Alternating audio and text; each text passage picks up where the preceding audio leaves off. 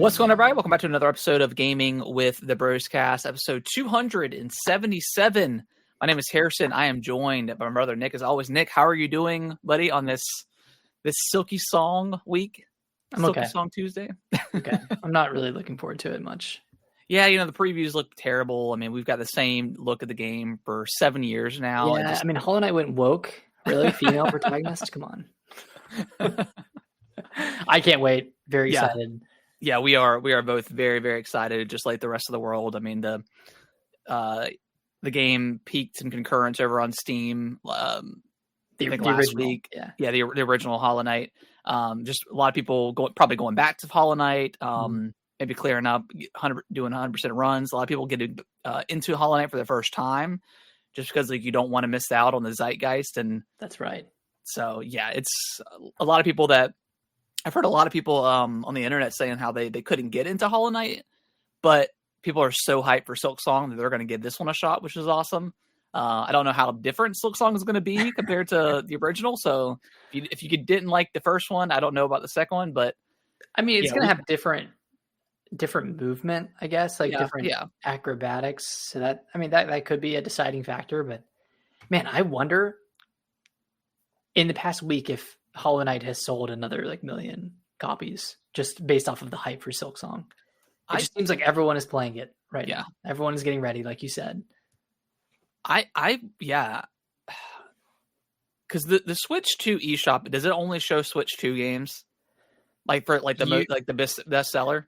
You can filter it to Switch 1, but the Switch 2 specific portion of the eShop only shows Switch 2 games. Okay, I wonder what the Switch 1 eShop looks like right now. Yeah, and then if you filter to download only, it shows all of the download, all the e-titles. Yeah. I wonder. I'm sure it's up there right now. I'm sure it's pretty high on the list. I don't have my Switch around me, but yeah, you can only imagine. Yeah, so we're both very, very excited. But there's also a shit ton of other games coming out this week as well. Yes, a lot of. I don't think we talked about in the news last week, but a lot of games. I don't remember which ones they are, but a lot of games have actually moved around Hollow Knight's release date. Mm-hmm.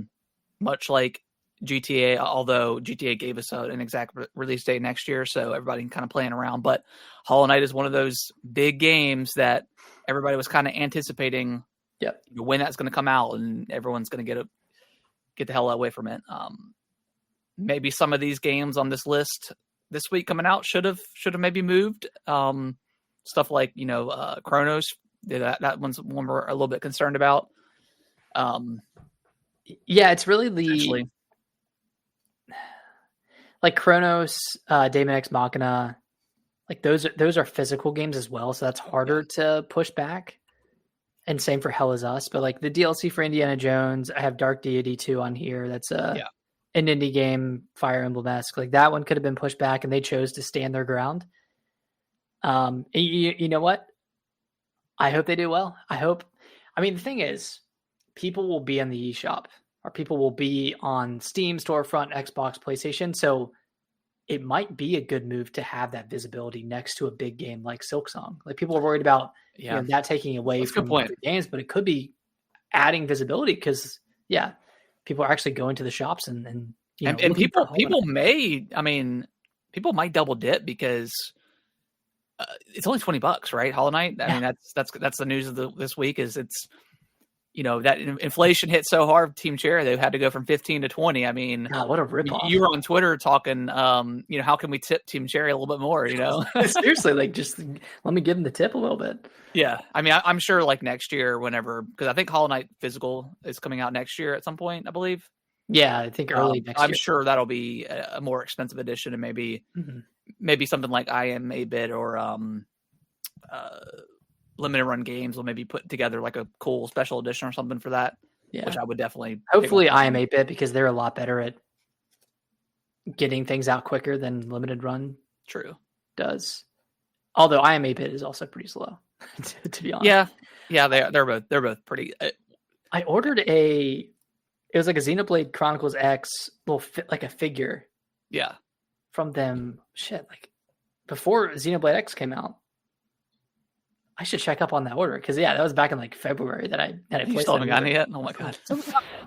Starting to think if I just got scammed, but I bought. We'll see. I don't think I've ever gotten from limited run in IMA, but I got the Sea of Stars physical, and that took a while, but yeah, I mean it is what it is. Like once they gave us a date, I got it pretty quickly, and then I bought from IM8-bit. I bought the Balatro. Yeah, I got Balatro from them as well. I bought Balatro on Amazon. I bought the Liza P vinyl, like the one song. Oh, right. That was pretty cool. That came pretty quickly. Yeah, I bought Celeste through IM8-bit. That one was fairly quick. Yeah.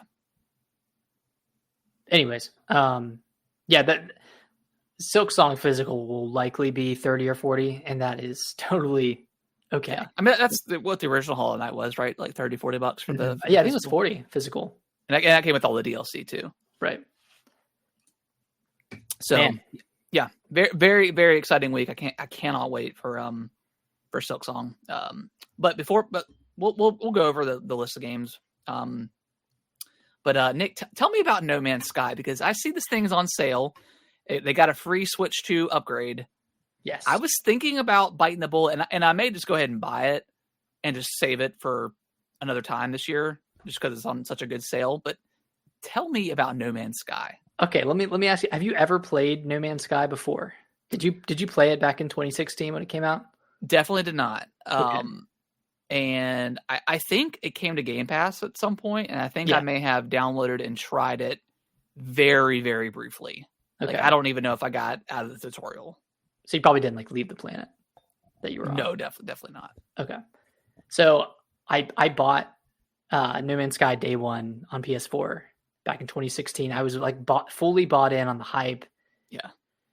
I mean, I don't know if you remember, but like there was this whole controversy around Hello Games stating that there were going to be multiplayer elements in the game, but it would be unlikely that you would even see each other because they're all the planets are procedurally generated, and they're like theoretically like what, thousands or billions of, I don't know, a lot of planets.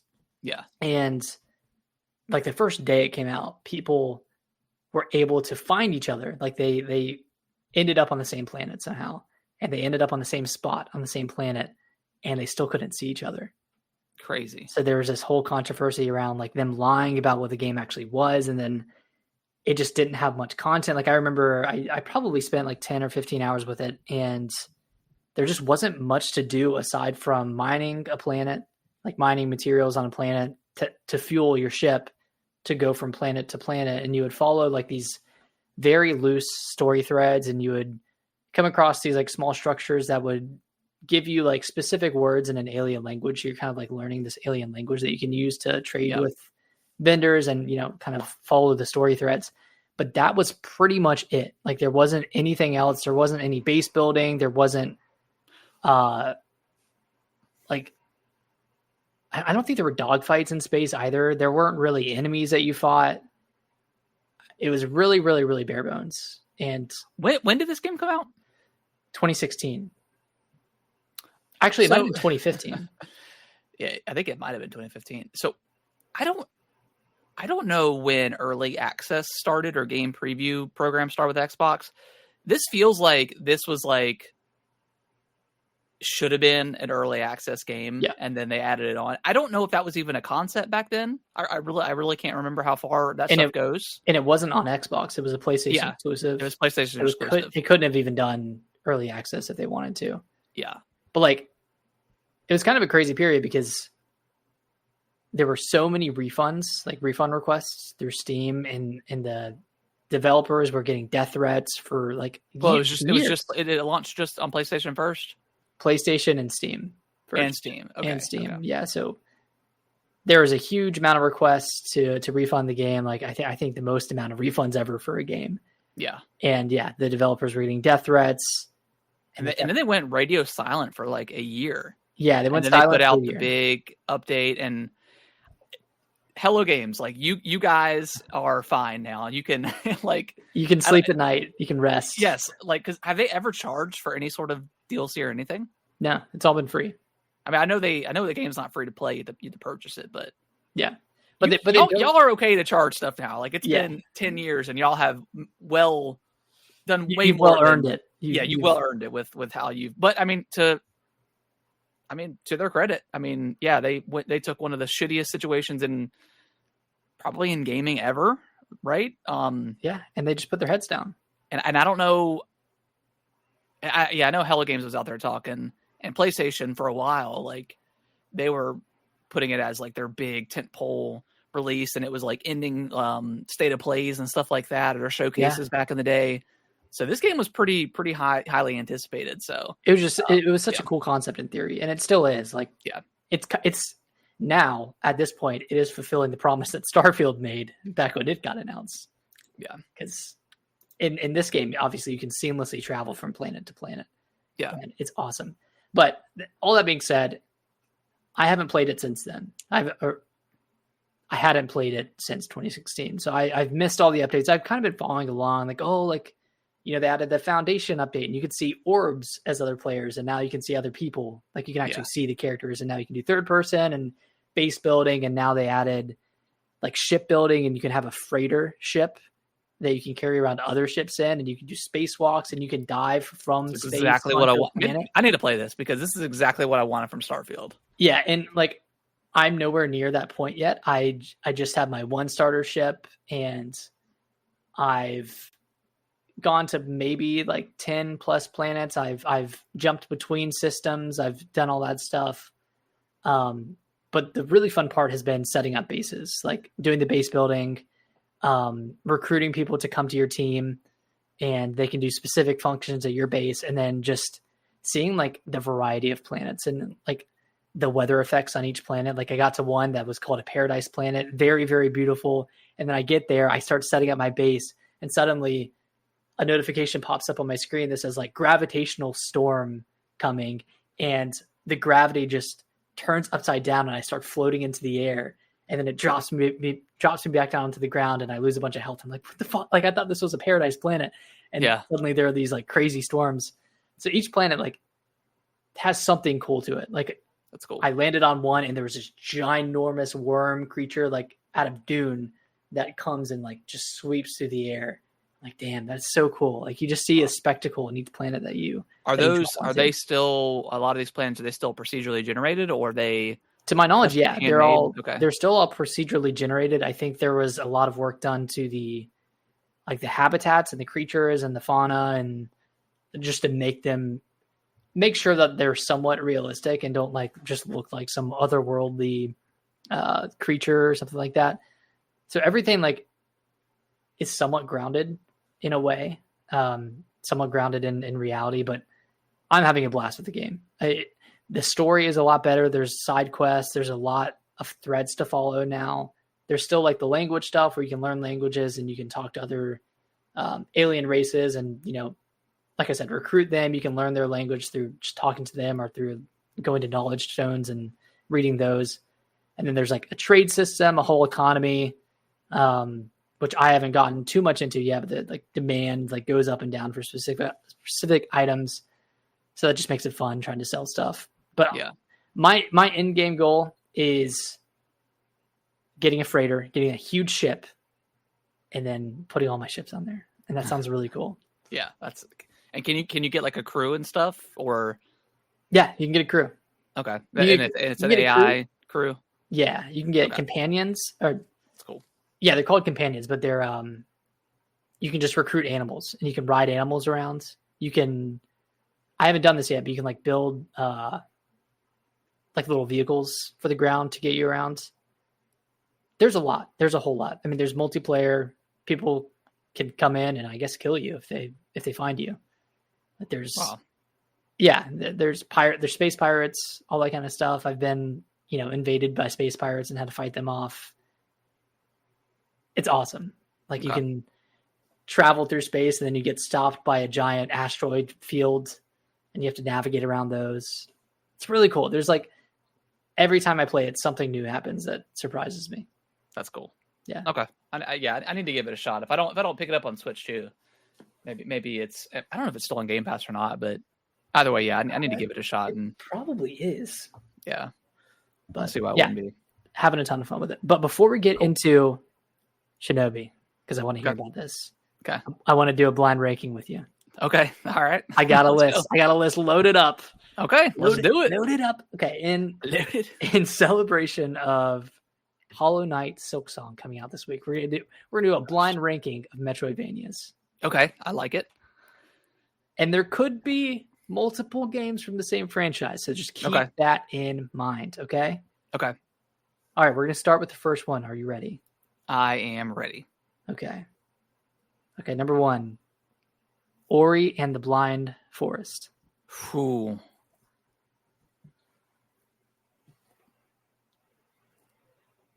Ori and the Blind Forest. I'm gonna put that at number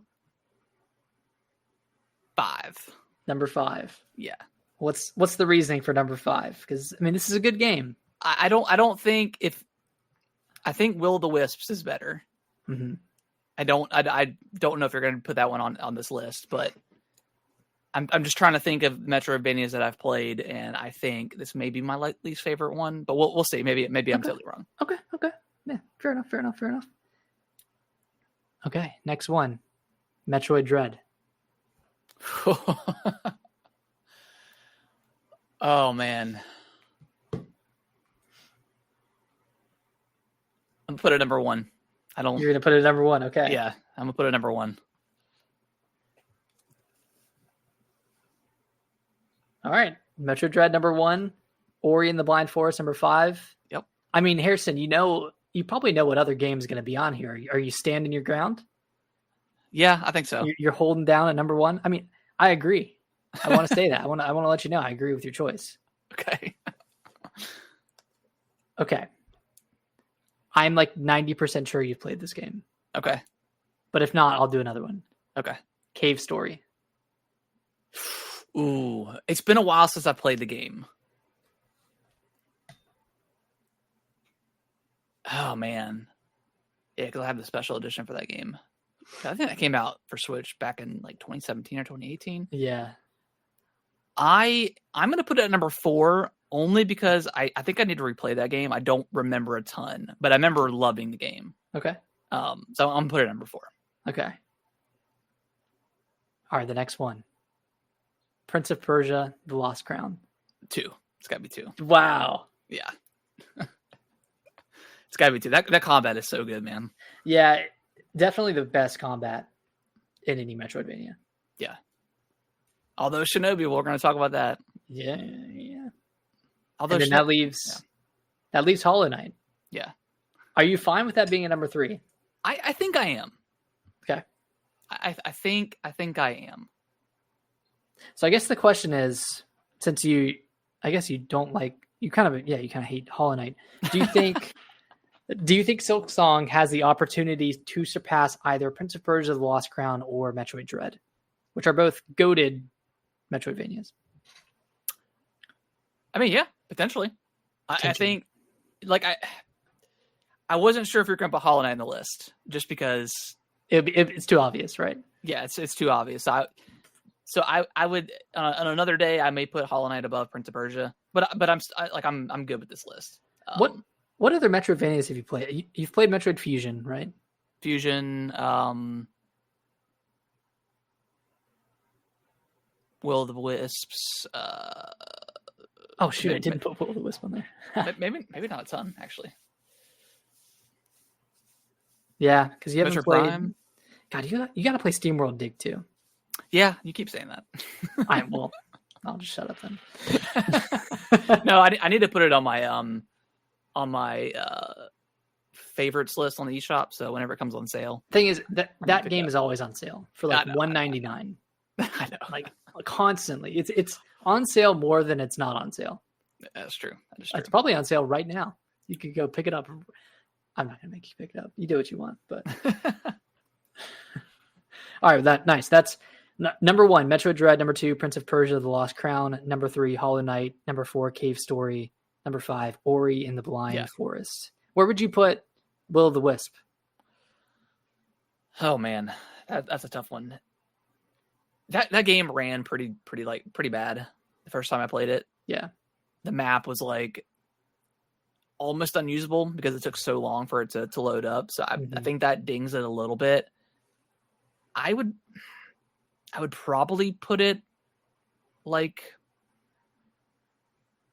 maybe in the 4th spot. So like maybe Dread, Prince of Persia, Hollow Knight, Will of the Wisps, and then again I have to play Cave Story again to make a better decision between Blind Forest and Cave Story. But I'd probably put it lower than Hollow Knight and Prince of Persia.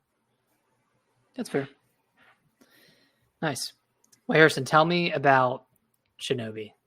Shinobi, the potentially game of the year. Shinobi. This game, this game is excellent. This is part of Sega's like 5 or 6 games that they were, I don't know, revitalizing. Revitalizing some of their franchises. So this was one of them, and it is an excellent 2D action platformer. I don't want to quite say Metroidvania because it is a level based game. But it's not like just a 2D field. There's definitely interconnectivity, and you're kind of going all over the map. This game, man, I love the fact that there's definitely save points in the game, or checkpoints, and at any time, at any point, you can go to those checkpoints. It'll tell you, like, in every level, there's these challenge rooms or these challenge areas that you go to, and if you do 3, you unlock like I haven't completed it all yet, but you unlock a shard of a sword. So I'm assuming that once you do all of them, you get like the best sword in the game. Cool. So there's that. There's treasure chests that you can find. There's these little orbs that you can get from treasure chests as well. And you take those to the shop. And the way the shop works is, every, I don't know, 2 to 5 to 10 to 15 to 20 of those orbs you find, you can then upgrade the shop to where you can unlock more abilities. You can unlock some new outfits, stuff like that. Okay. So it's got all your typical Metroidvania stuff. Like you have your, the runes from Hollow Knight, but these are, I think amulets is what they call it in this game. But those like have different effects where you can, like some of your, what are the throwing daggers? Not ninja stars, but like it starts with a K. Kunai. Yeah. So you have those where they'll explode on impact, but you use 5 at once instead of just 1. That's cool. Or you have that does like double damage with the kunai, but you use 2 or 3 in its place. So there's different abilities like that. And then you get like, I'm just going to call it like the Super Saiyan mode. It's in the demo. There's 4 different ones that you can unlock. I'm not going to spoil them, but the one in the demo is you basically burn every single enemy on the screen. So you have that, and that charges over time with kills and stuff that you get. Then you have like your individual abilities, and I think it's 8 of them, and you can slot them onto each of the face buttons. But like one does like a fire blast, one throws like a giant shuriken at the enemies, and it kind of stays there and rotates, and then it'll come back to you. Nice. So there's a whole bunch of different stuff to that, but like the combat itself, it goes from like a Metroidvania to more like something like a Bayonetta or something like that with how you can kind of do the fighting and doing combos and stuff like that. Chaining stuff, chaining stuff together. Super, super satisfying when you can like I have this like my go-to is like I jump up in the air, I do like a kick, then I hold a button, and he'll do like a spinning attack, and then if you tap the kunai button, he'll jump, do like a backflip, and then throw 3 kunai at the enemies. Sick. So you can do that, and then you can kind of chain everything together, and then you have like your dodge, where you can like dodge and pretty much like dodge back and forth on each side of the enemy and just kind of spam them. Now there's different enemy variations. some have armor. We have to get their armor down first, and then you can start doing damage to their health. The only annoying thing I would say about the enemies is a lot of them do throwing techniques or have some sort of throwable that they can do at you, which is super, super annoying. Can you deflect? You cannot deflect. Okay. But you can dodge and phase through that stuff. And also, like, I love this game too, is there's no hit detection on enemies themselves. So you can be on an enemy and do damage and not take damage yourself. So I do love that. I think Hollow Knight has hit detection, right? It does. Yeah. Okay. Yeah. But that makes sense for the game, like, because the enemies are kind of part of the platforming challenge, and it's kind of built that way. Yeah. Yeah. And then there's another ability that you can do is once you get them in like a staggered state, essentially, you tap L and R, and then you do like an insta kill move. So you can get, I don't know, 5 or 6 enemies staggered across the levels, and then you hit the button, and he'll do like, he'll kill everybody on the screen. So that's also super satisfying. I got 2 questions for you. Yeah, because this sounds awesome. It is great. You're playing on Switch too? Switch 2, yep. But there's not a Switch 2 version, right? You're playing on... Yeah, no Switch 2 version. How's it going? It runs pretty damn good. Like there is so much happening on screen. It's hard to tell if there's any hiccups or anything with the frame rate. Just because like even when like you attack an enemy and you're dwindling down their shield, when you break their shield, the game kind of like stops, kind of like in DK where like it's that they purposely do like the punching. Yeah, it's kind of like that where the game will kind of like stop for a second, and like a sound will happen, and then that the shield's gone. But again, there's so much going on the screen, it's hard to tell. Like sometimes like I'll lose track of like of Joe, the main character. Yeah, I mean the platforming is excellent. The puzzles are pretty light in this game. There's not really much. Mainly it's just kind of platforming to a switch, and then you hit the switch, and then you get rid of like an electrical barrier or something like that. Yeah. They even have like challenge courses that you can do. Not courses, but at some point in the game, you meet a certain character, and these rifts start to open up, and you can do, and those are like the secret challenge. Are they like platforming rifts? They are a combination of platforming and like arenas, like enemy arenas. Nice. And you know me, I don't do any of that platforming bullshit anymore. If it's too hard, I'm not gonna fight. I'm not gonna hit my head against the wall on it. These have been so much fun, challenging for sure, but fun and fair. Really fair, forgiving. Yeah. Every time and there's also some of them have like checkpoints like halfway through. It's not indicated where that happens, but sometimes you will. But the only thing is, you can get a checkpoint, but every time you fall into the pit or something, you're going to lose health. So if you lose all the way, your health all the way, then you're going to go back to the very, very beginning. So definitely super fair. And that's how those rifts are how you get the ninja sword, the katana pieces to unlock, I guess more powerful katana. But yeah, man, this game kicks ass. How far in are you? I'm over 10 hours. Must be pretty close. Yeah, I think I'm getting to the very end, because like there's once an area opens up, there's like at least 2 to 3 levels that you can go into, and then in between each area there is a 2D kind of side scrolling where you're either on your horse or a dog, or you're on a boat or something like that, a jet ski. So it's like very, very arcadey, like that, very reminiscent of those games back in the day. And those you can't necessarily fail in order to proceed on to the next area, but when you pass the level or hang on long enough, you'll unlock like a new upgrade. So there's incentive. It incentivizes you to actually do them.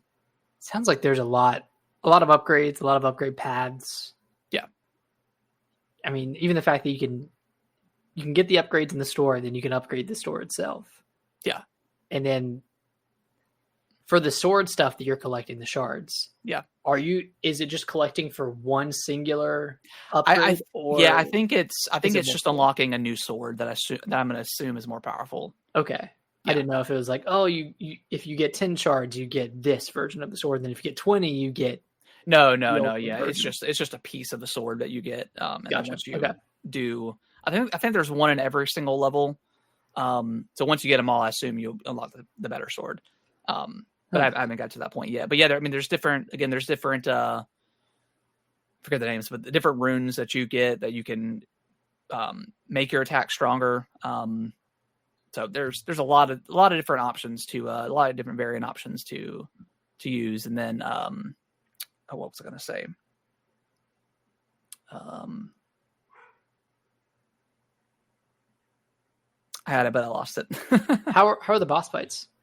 Oh, they're fun. There's one that I got stuck on for a little bit, and then I realized that I should just be dodging and going behind him when he's doing like a certain attack, and then it was pretty easy after that. Okay. But yeah, the game is super, super rewarding, and like it makes you feel really, really powerful.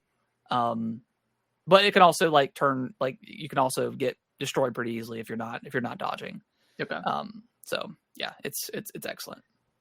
Yeah, I need to pick this up because I'm like not burnt on retro style games right now, but I played Ninja Gaiden Ragebound. I played a ton of UFO 50, which is all retro stuff, and then Pipistrello and Curse Yo-Yo is also kind of a retro inspired game. Yeah, this game is definitely like it's very beautiful. It's all like hand drawn worlds and stuff like that. Like the animation in the background is super pretty. It's so fluid. Like, yeah, I mean, combat wise, this might be my favorite. Like if we're kind of comparing them to Metroidvanias, it's probably my favorite, even more so than Prince of Persia, which is I think saying something because with like those time mechanics and the like. The time stuff is pretty cool. I don't know. I mean, maybe I'll because I do have to go back and I do have to go back and play the DLC for the Prince. I started it, but I never finished it, so I need to go back and do that. But how do you? Sorry, side question. How do you access that DLC for Prince of Persia? Is it at like a specific whack tree, or do you have to do? No, I think there's a person you talk to near like the hub area, and I think it warps you to that world. Okay, I'm not quite. I'm probably misremembering it, but I think that's how it worked. Okay, I booted it up a couple months ago and tried to start it. I was like, where do you go? I might have had to look it up as well.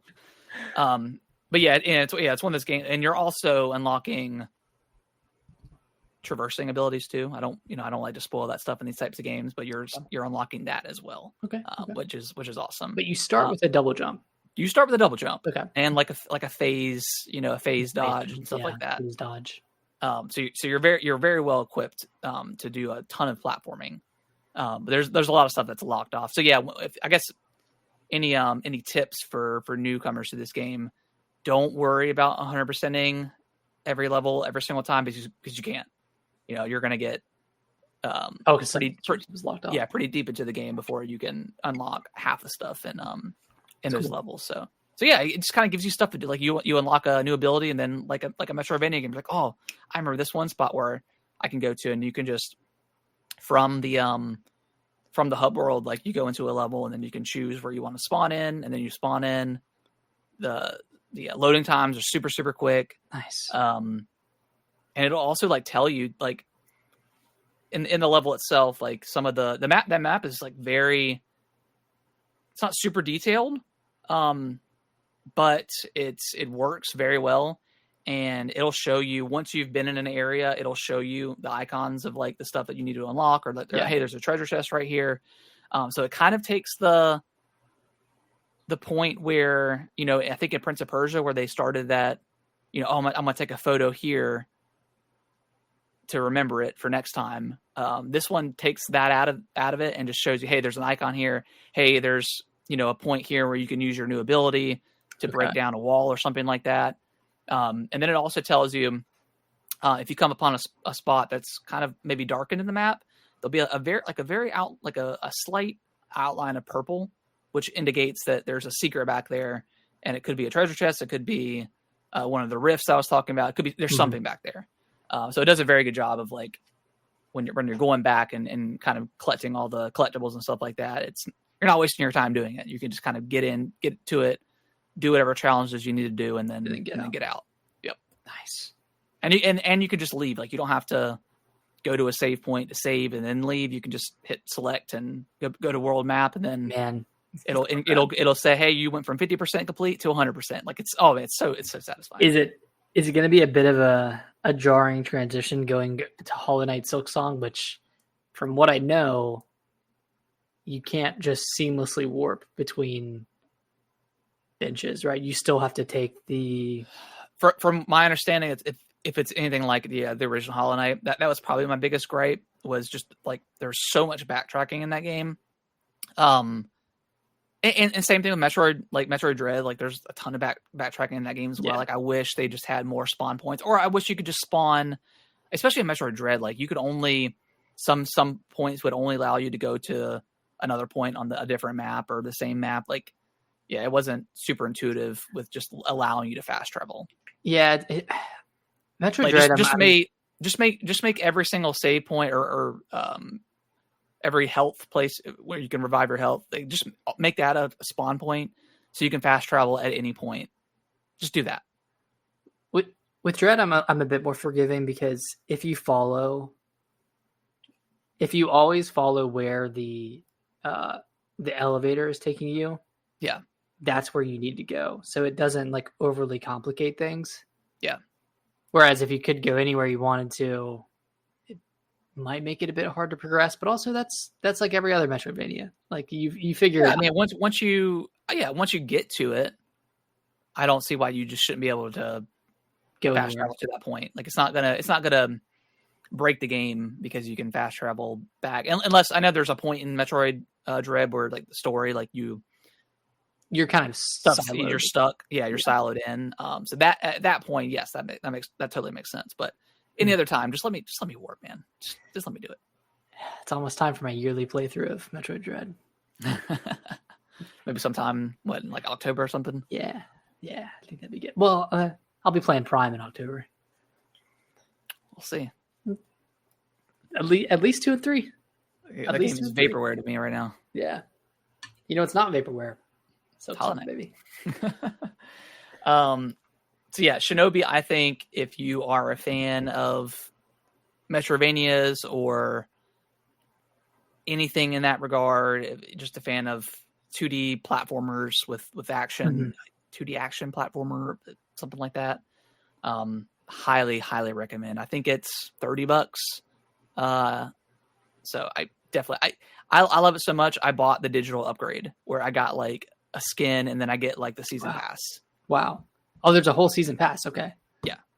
And I think it comes in early 2026, but I don't know if it's a level or a boss fight, but it's going to have other Sega characters as like boss fights. So like Dr. Eggman from Sonic and stuff like that. So man, yeah, Sega loves crossing over. Oh yeah. Their franchises in just the most unconventional ways. Yeah. Super interesting what they do with that stuff. But yeah, highly recommend Shinobi. I think you should definitely put this on your list after Hollow Knight Silksong. Yeah. It's definitely going to be. I should have picked this up last Expedition 33 is still probably up there as number 1. But you think this could slot into number 2 potentially? Right now, yes. That being said, Silksong's out in 2 days, so that could just trump this game. But yeah. Wow, so over Donkey Kong. Yeah, maybe. I don't know. Maybe. Okay.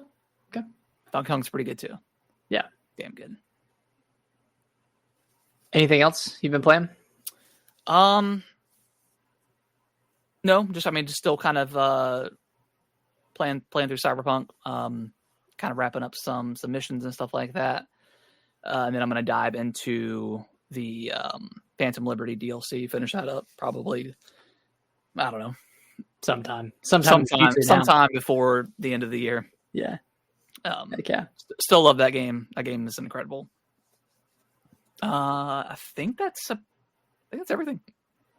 Oh, I played a bit of Axiom Verge. I don't know if you've played this game before or heard of it, but I think it came out in like 2015, but it's a Metroidvania, but it's more so in the style of Metroid where you're like shooting a beam cannon. It's more of a shooting based Metroidvania, not a hack and slash Metroidvania. Yeah. It's pretty good so far. It's not my favorite. It feels a bit archaic, and I think that's by design. Like it feels like a Super Metroid, like an old school Metroid game, not necessarily the newer ones, but I'll continue to play it. I don't know if I'll end up getting through it all the way. Yeah, I heard the second one wasn't. Yeah, I heard the second one's not great or not amazing. But this was on sale. It was like $4. I was like, why not? Why not try it out? Why not try it out? Yeah. All right. Should we just run through this big list of games that are coming out this week and kind of give our overall thoughts, hype levels, impressions? Yeah, go ahead and start reading it off.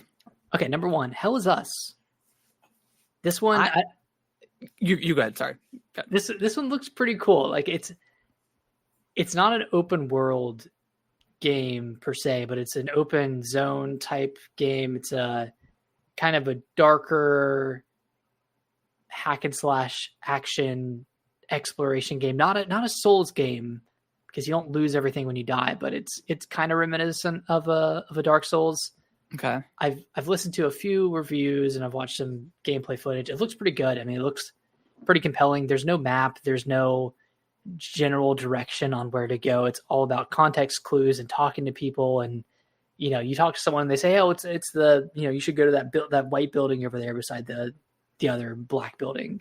It's like very much informational and not just looking at, a map or a waypoint or it's kind of like the antithesis of that meme picture of Elden Ring with all the Ubisoft like directional stuff. Yeah. I think that's kind of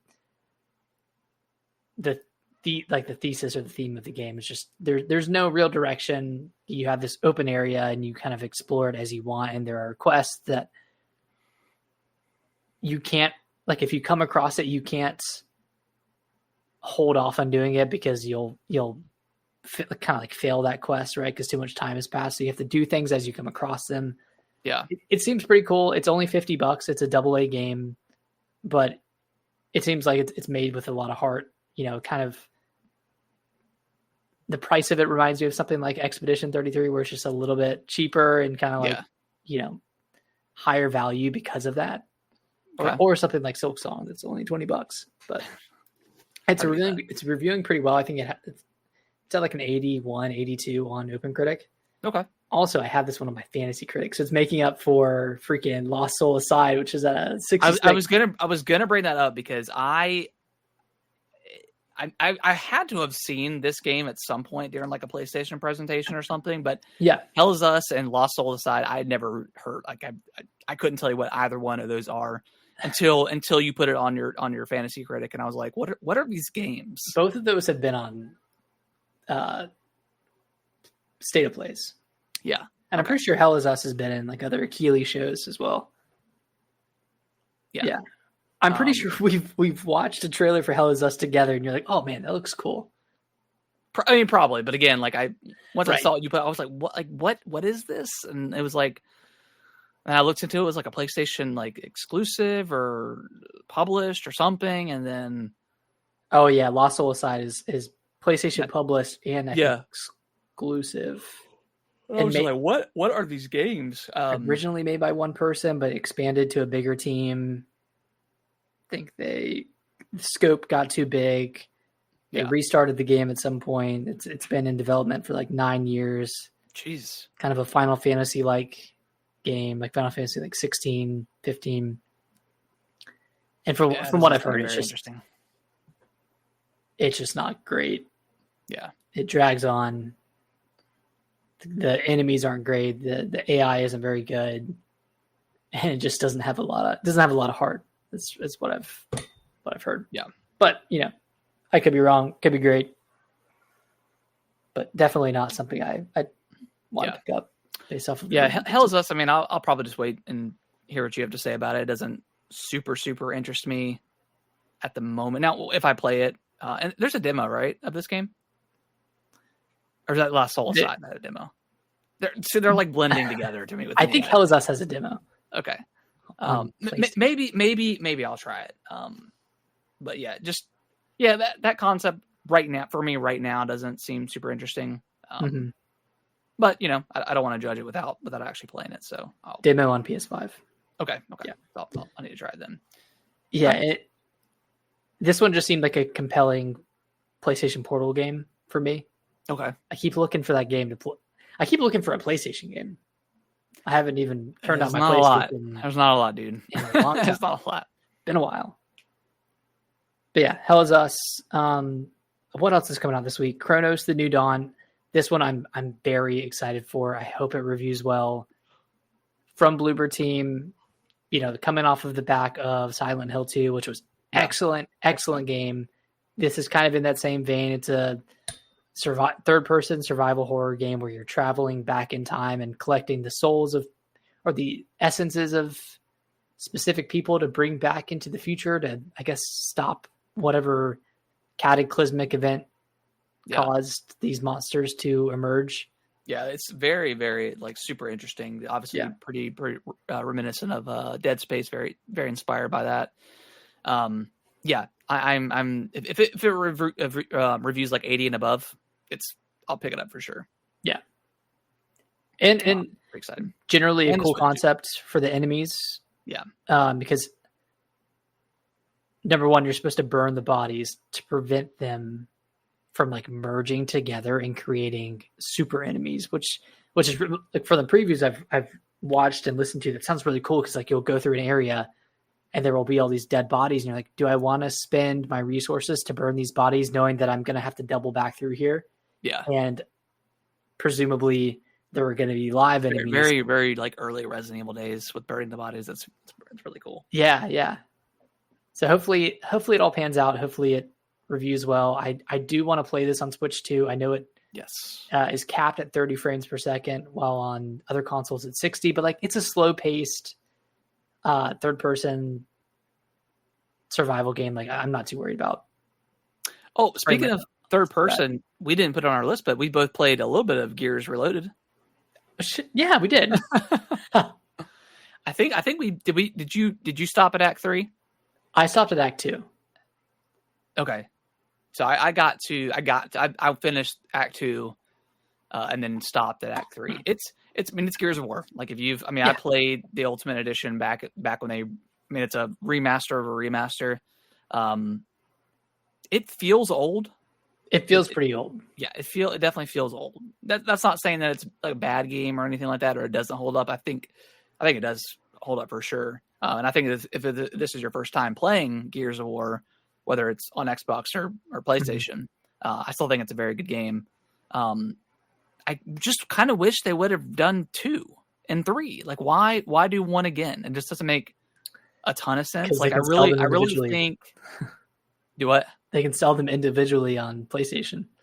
Well, even if they if they started with 2, give us 2. Well, they have to start the PlayStation players on 1. And that's the reason they did this in the first place. Yeah, I know. But it feels bad for an Xbox consumer where it's all right, we already got this. Now we're just getting this again, but a little bit prettier. Yeah, and it still looks how I imagine or how I remember Gears looking on the 360, even though it looks much, much better. Yeah. It still looks how I remember it looking. I need to jump in the multiplayer and see how that is. I played a few rounds. Is it still just a shotgun fest? Just so sweaty, man. I was getting clapped left and right. But I was having a good time, and I was doing a little bit of clapping myself. But I was just I was listening to Jeff Gershman's podcast I think last week, and he was talking about it, and he was just talking about how the Gears of War Lancer is one of the most, if not, maybe not the most iconic weapon, but one of the most iconic weapons, one of the most unique weapons, with having a damn chainsaw on your gun. So cool. And as cool as that weapon is, it is absolute shit in the multiplayer. It's just shotguns. Like it's can't be the Masher. He said that they should have just adjusted the multiplayer in a way where it just wasn't a shotgun fest, and I don't disagree. Because at the end of the day, like you might get lucky with shooting somebody with the Lancer and get them down. But at the end of the day, it just turns out everybody's just rolling at each other with shotguns. It's all wall bouncing and yeah. So I'll probably end up finishing it just because I like Gears a lot. But just really would prefer them just to do, and it's probably coming. I assume. I'm sure it will, but 2 and 3, and then a year from now. Yeah, I mean, maybe they'll get them out before. I would imagine they got them out for E-Day, but I guess this one makes more sense because it's the first in the entry, I guess. I feel like you'd want to know. Well, I feel like you'd want to get through all 3 of them and then see the backstory of. Because you want. I think the stuff that happens in the story of 2 and 3 is going to hit much harder with the prequel and seeing those characters again. I think it's just going to hit a lot harder for a lot of people. So I bet we'll get 2 and 3 within the next year or so, and then maybe have Gears E-Day come out maybe in November or something like that of next year. It's kind of like Metroid. It's like, even though Metroid Prime 4 is a sequel, but also a start of a new trilogy as well. So it's like you don't really need 2 and 3 and 1 to get caught up, but it would still be nice to have that context if you want it. We're just not getting that yet. So it's weird.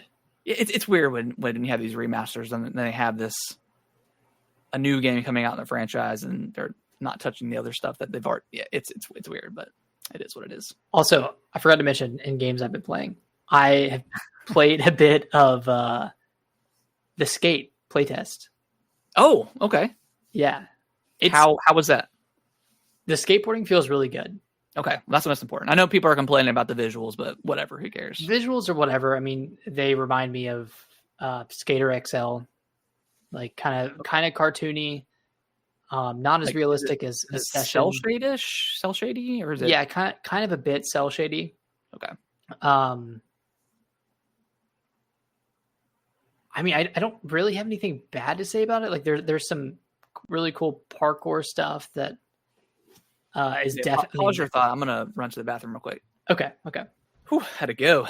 Yeah, a little emergency situation there. It came out of nowhere, and I was like, I don't mean to cut you off, but I've got to go, or it's gonna be bad news bears down here.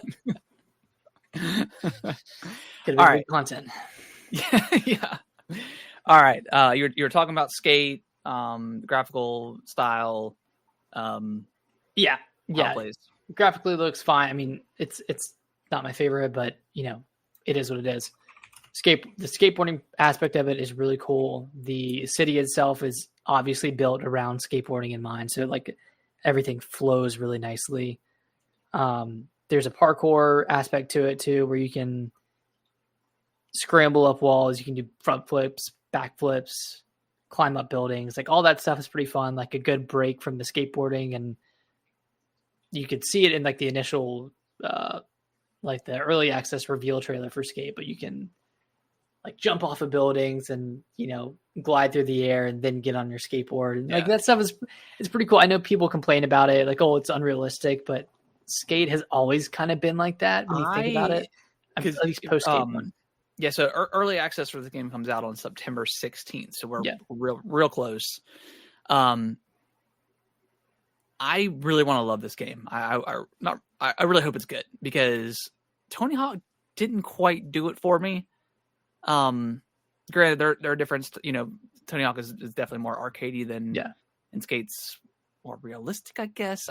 It's I mean, more, and I think maybe why Tony Hawk didn't hit as hard for me is I want to be able to get off the board. I think I like that aspect. Then you'll like this. Yeah, because that part of it is really fun. It's really cool. I didn't really experience much of the story, if there is one. I don't know what that is going to look like. I don't know if that truly even matters. I don't remember the story from any of the other Skate games. No. But as long as there's like compelling challenges, compelling skate parks, compelling skateboarding areas, like, and it feels like there is, then, you know, I feel good about this game. Obviously, it's launching into early access. It's not, you know, content complete, but as long as the building blocks are there and the skateboarding works and plays really well, then and it's that's free what to matters. play. Are you worried about like crazy microtransactions, or is that just kind of par for the course with free to play stuff? I mean, they're always going to have, you know, skins, and I mean they're going to sell everything: skins, decks, shoes. I don't really care about. I mean, none of it is gameplay related, you know, unless they start gating tricks behind a paywall, like, oh, you can unlock a dark slide if you pay $5. That would be, I think that's what people are worried about. Like, you know, skins. They'll never do that. I don't give a shit about that stuff. I mean, it's literally every game now.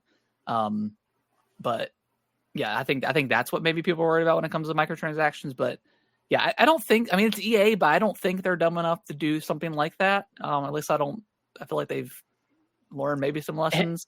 The second anyone gets a whiff of that, they'll get crucified. Yeah. I mean, just like they did for like Battlefront 2, like with how much you had to pay to get everything. I don't know. There's some major controversy about it a handful of years ago. Yeah, I feel pretty good about this game. I still wish it was an offline focused game and not an always online game. That's still kind of weird. Like, I did disconnect playing. I was like, well, that shit. Sucks. Like, yeah, and I think that was my Wi-Fi. I think I was on like the wrong. I was on like the wrong Wi-Fi in my house, but still stupid. Like, that would never happen in Skate 3 or Skate 2 or Skate 1. No. Doesn't happen in a lot of other games. So that part of it is kind of weird. But at the same time, it is cool seeing everyone run around and like seeing where everyone is and like finding spots or finding like session spots that way. It's like, oh, like you see a bunch of people flying through the air. Like, where are they coming from? And then you climb the building and you see them up there. And there's a bunch of people in there just continuously jumping off the building, trying to land this perfect gap, which is great. So that's the best part about Skate is like finding these really cool lines that you can create and like, can I make that jump? And then you're like, hell yeah, I can. Yeah. So it's awesome. Yeah, it's a good time. Okay, so we talked about Hell Is Us. We talked about Chronos. Daemon X Machina comes out September 5th. Did you play the demo of this? No, I didn't. Okay. I played it. It's cool. It's like a mech game. It's what I would think maybe Xenoblade Chronicles X is once you get to that portion. Obviously I haven't yet, but it's cool. I don't know. I was on the fence about it. Like, I enjoyed the gameplay, but it didn't sell me. So I'm kind of on the fence about it. I'm almost got reviews and stuff. It's not reviewing very well. The reviews are out. Oh, okay. Yeah, it's at like a 67. Oh, okay. Then I'm gonna hold off then. Which is unfortunate because I think the original. It's at a 71 now. Okay, a little bit better. Okay, but the original Daemon X Machina was around that. So it doesn't seem like they improved on much. Maybe they like tried to do too much because I think it's partially open world. So I don't know. Someone gave it a 10 out of 10. Yeah. But also someone gave it a 5 out of 10. Yeah, that's pretty mixed bag. Yeah. Oh, and Nick, what are we doing? Kirby. And the oh my god! All right, let's finish this list and we'll talk about Kirby. Okay. Yeah, so so much happening. God, yeah, a lot more happened than I thought. Daemon X Machina, probably a skip. Indiana Jones: The Order of the Giants. That's a DLC coming out for Indiana Jones and the Great Circle this Thursday. Yep. This won't be a day one for me, but I will play this soon. Absolutely, yeah. I love Indiana Jones, so yeah, we both did. So yeah, definitely looking forward to that. And then, I mean, Star Wars Outlaws, that's coming to Switch 2 this Thursday. I won't be picking that up. I'm sure it'll be on sale for $10. I want to see what the reviews are for this because I do want to play this game. I know they had a lot of issues with like the stealth mechanic when it first launched, so they've done some major updates to that. So if it runs good, and I think it may be at like a solid 30. I was kind of following along. Nintendo Prime on Twitter was doing a lot of like actual good journalism. Not saying that he doesn't, but like you don't get a lot of like positive journalism from anything Switch 2 related right now. So he had good things to say. Obviously, the Xbox version, PlayStation version is probably better, but yeah, you get the portability aspect with this. So yeah, same thing with like Borderlands 4. I think runs at like a 30, maybe 30. Elden Ring runs at 30, sub 30. Yeah, like that's going to be par for the course. I mean, we know Final Fantasy 7 is going to run at a pretty locked 30. Locked 30. Yeah. Yeah. Yeah. So then, I do. Yeah, looking forward to seeing reviews because I do want to play that, especially in it being portable.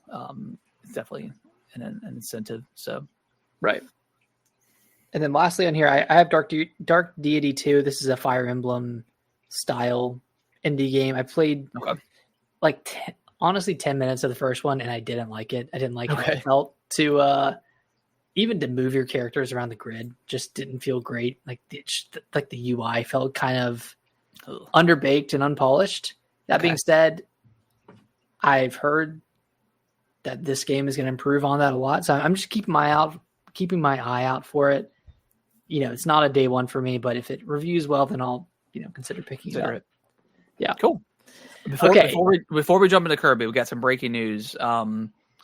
Nintendo, not, whatever. It's not anything big, but Nintendo updated Super Mario Jamboree. So it's actually going to be outputted in 1080p, which is nice. Oh, the original is going to be the original, because that's one of those games where it's like these Switch 2 editions have been so all over the place. Like Jamboree, it's still the original Switch game, and then the TV stuff is the actual stuff that's new. Yeah. But the old stuff wasn't up-res or anything like that. So it was just a very, very lazy. That was a lazy. Yeah, extremely lazy upgrade. port. And then a game called Forsaken 64 is also coming to the Switch Online service on the M-rated 64. Okay. Forsaken 64. I've never heard of this game. It's a first person game. Yeah, it's interesting. I'm kind of looking at it on Twitter here. But yeah, coming September 4th, so it's coming on Holiday Day. Jeez, join the club. Yeah. So yeah, never heard of that, but very, very cool. Okay. Still waiting on Donkey Kong 64 to hit that. Still waiting on Smash Brothers to hit the 64 stuff. Yeah. And I think after those two, is that the last like two biggest ones we're missing? For 64. Yeah. Yeah. We'll see. Maybe by the end of the year we'll see one of those. Yeah. All right, let's dive over into Kirby. You have finished this completely. So tell me about it. Yeah, I think I finished it in the day I got it. It's super short. It's like 3, maybe 4 hours long. Yeah. I think I did it in about 4 hours. It was really great. Like it didn't do anything crazy that the base game didn't do. It's just kind of more of that great experience. Platforming. Yeah. Just I had a great time with it. It takes place across 12. Like it's 12 of the original levels, 2 from each world. Yeah. But they're like Starcross levels, like kind of like remixed. Yeah. So they feel like completely different levels, but like the base of that level kind of feels the same as the one you played originally. Each level being about 10 to 20 minutes, so like similar length to the like original stages. Yeah. But they're all really cool. Like the new mouthful modes are really great. Like the sign where you can slide down a hill. Like they did some really cool stuff with that. The car isn't new, but they also did some really cool levels or really cool sections of levels with the car that you can inhale. So I liked the mouthful modes. the game runs at a buttery smooth 60 frames per second. That's huge. It looks visually nicer. It runs visually looks super great. smooth. Yeah.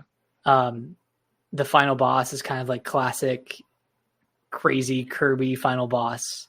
Nice. And it was like relatively difficult, which is cool. That's how the final boss of the original one was. It was like a pretty challenging. Pretty challenging boss fight compared to the other ones. And I forgot this until I went into the Coliseum and did some of that, but I had forgotten there's a dodge button. Like if you hold down L and then flick the stick left or right, you can just spam the dodge roll, and that it's kind of broken how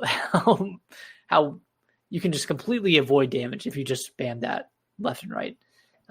So I had forgotten that for the final boss, but then as I was going through the Coliseum, because I didn't do like the Ultimate Z challenge in the base game, and I went through and did that, and I was like, okay, that's the final, like that was the final challenge of the DLC, and then I unlocked the actual DLC Gauntlet. Okay, and it's like the final challenge Z something else. I'm like, man, I'm gonna be honest, I don't know if I want to do this because it's 12 fights back to back. I think you can revive yourself if you pay gold coins. But I'm not interested in that at all. I don't really want to do that. I'm not that interested in doing this Gauntlet challenge. Yeah. But it was great. I think it was... Is it worth $20? I'm not sure. Okay. I think 15. That's how 10 or 15. I think I played the first 2 levels, and then I jumped in Shinobi and tried it out, and then I just it just completely took over my playtime. It didn't do. I mean, so far it hasn't done like anything crazy new to where I would say like this is a must play for. I don't know. I'm kind of up in the air. Like I didn't necessarily like love it per se. Like what I played, I thought it was like okay and fun. I don't know. I mean, I'm definitely gonna play more and finish it, but it definitely didn't like hook me and like this is something completely new that is like a must play for this game. I would say if you've gone through and done everything in the base Kirby and you want more, then this would be an absolute must play. Okay. I hadn't done everything in Kirby. Like I was still missing. Yeah, I was still missing a lot of the what are they called? Waddle Dees. Waddle Dees, that's right. Yeah, I was still missing some of those in the levels. I definitely didn't do the Gauntlet stuff. That just never interested in me. I probably tried it a few times and got mad and was like, "Yeah, this is stupid." Yeah. So yeah. So would you? Yeah, that's the age-old question: is it worth it? This is gonna be a weird statement. I do not think Kirby and the Forgotten Land and the Starcross World is worth $80 together as a package.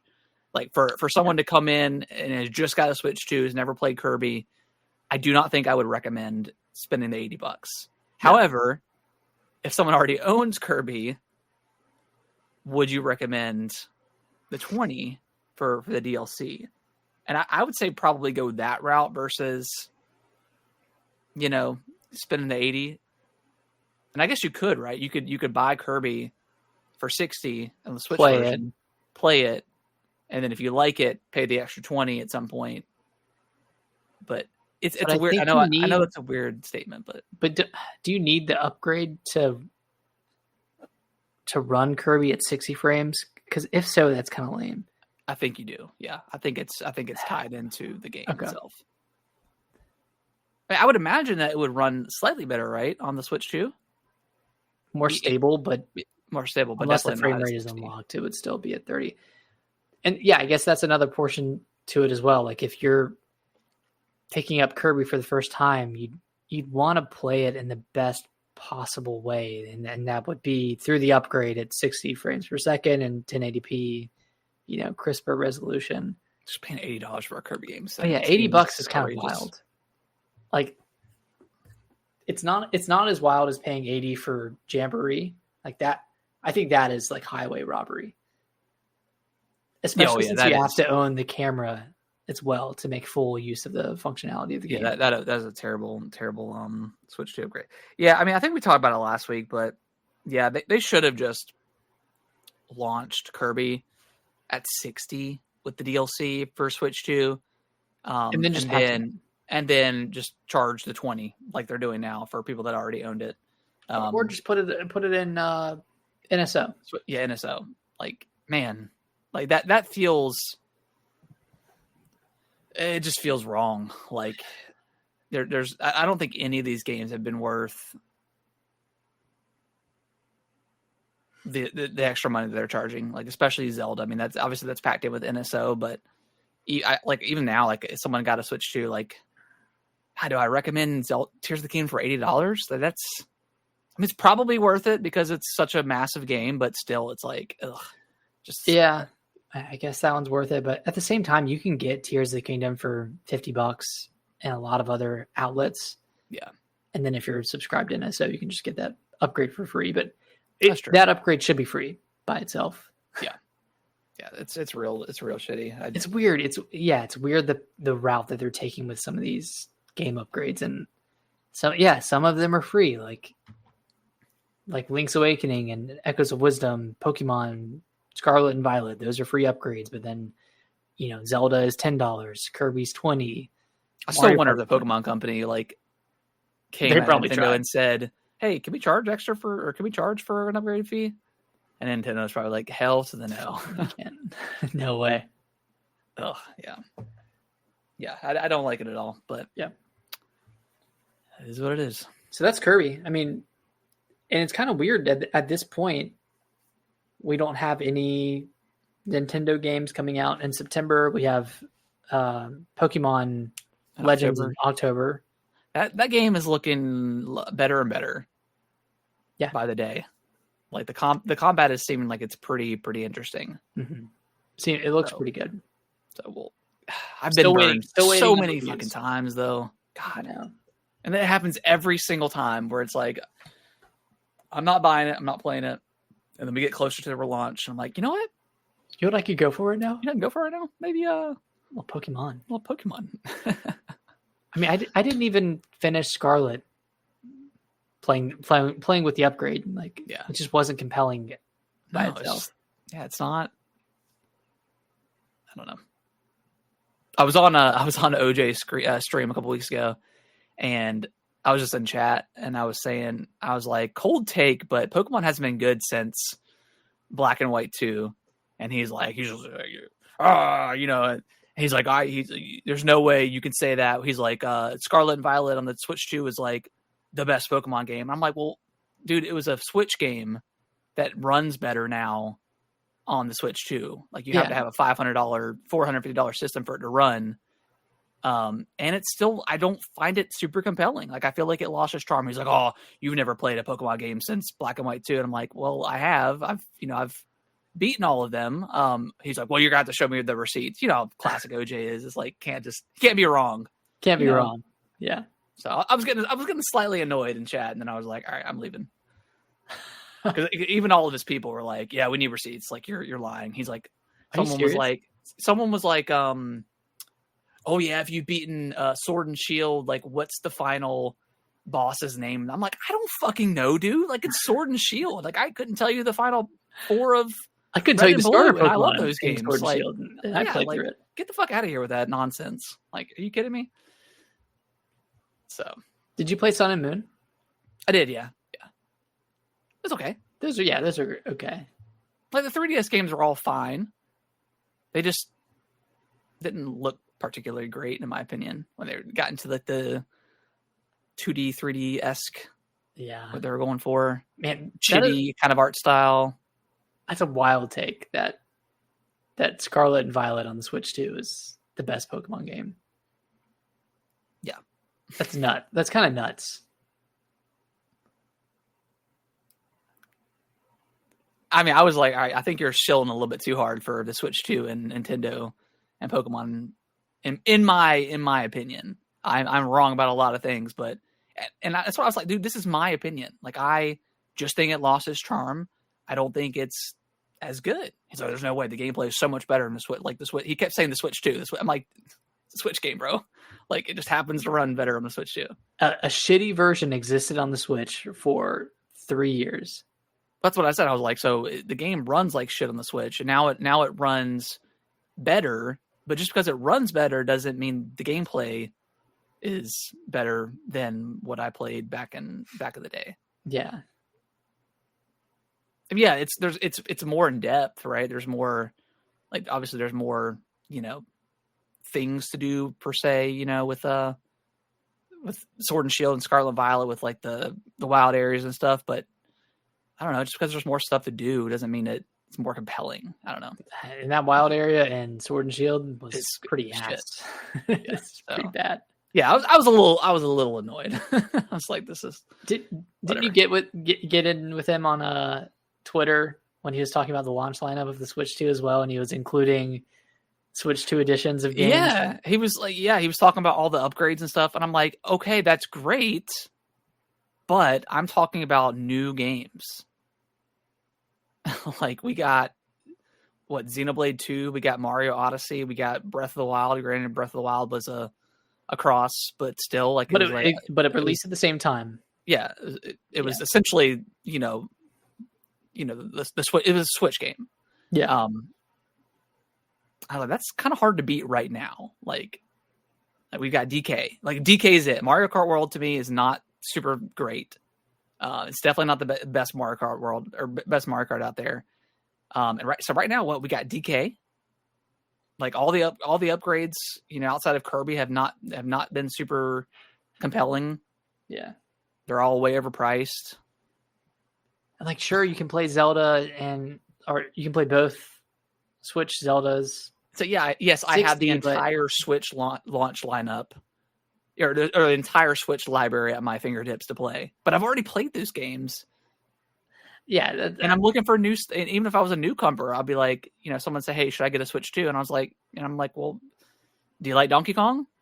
Do you like Mario Kart? If not, I don't know. Maybe hold off unless you want to pick up some older stuff.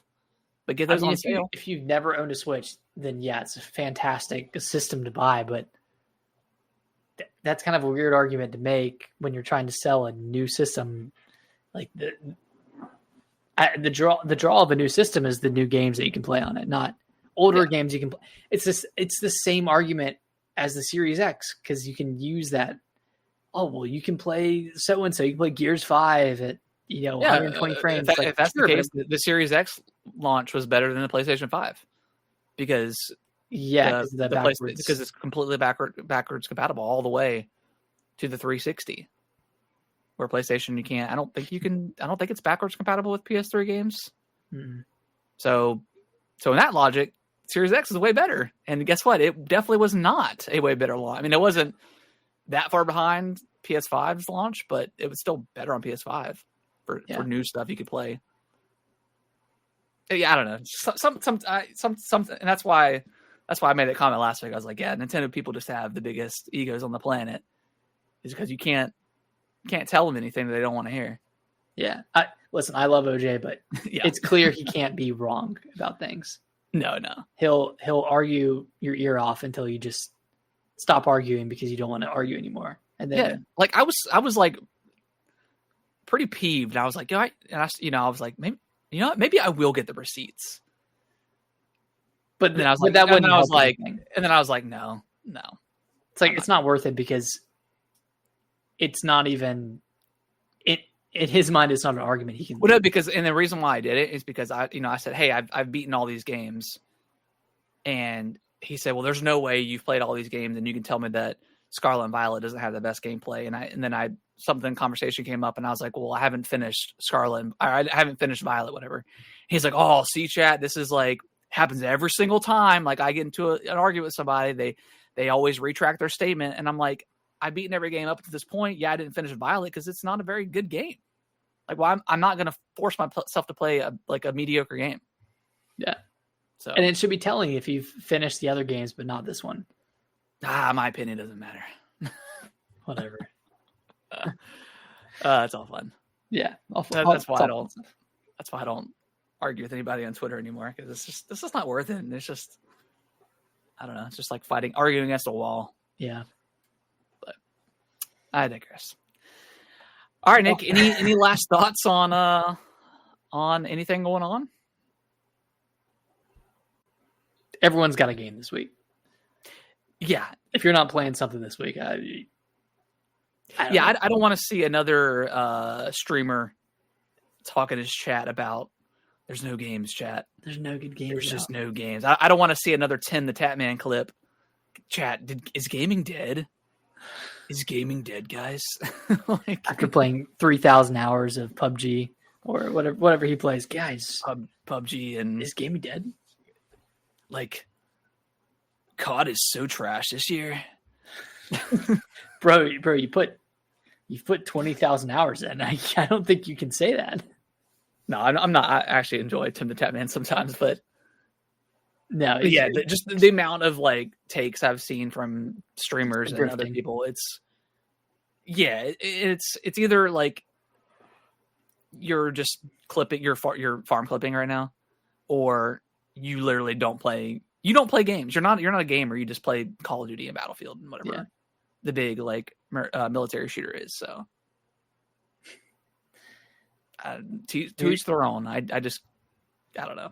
You either die a hero or you become a grifter or a bootlicker. Or a COD streamer. Or a COD streamer. Which is all three. Yeah. All right. Well, we're going to get out of here. We'll be back next week, back to our normal scheduled program on Monday. We'll remember the games that we played this time. Yeah, I don't know what happened this week. Anyway, but it's all good. But yeah, we'll be back. Definitely Hollow Knight. Maybe Chronos if it turns out to be hopefully good as we should expect it to be. I might give Or the Giants a shot, but yeah, it's gonna be all Silksong. Yeah, that's the Thursday. That's the so we'll have our big Silksong blowout on Monday, and then I don't know, maybe sprinkle in a Nintendo Direct here or there. I doubt they're gonna have even one talk about that, but that I mean, it's gonna happen next week for sure. At this point, the question is Mario gonna have a specific Direct? We'll see. Yeah. I don't know. I don't think it will. Think it'll be lumped in? I think it'll be lumped in. I think there'll be a segment in the Direct that there'll be talking about the 40th, and they'll have like a bunch of new announcements and I don't know, Galaxy 2 or whatever, movie announcements, cast announcements, stuff like that. I think we'll probably get like 10 minutes of that, but I don't think we'll get a separate one unless it happens this week or we get the general Direct. I don't know, on Thursday of this week. I mean, Silksong launches on Thursday, but I mean, they can still have a Direct at 9. Still do what they want. Yeah, do whatever they want. So, all right, guys. Well, we appreciate you listening and watching all that good stuff. If you can review us on your favorite podcasting platform of choice, that would be greatly appreciated. And we will see you next week. Bye-bye. Bye-bye.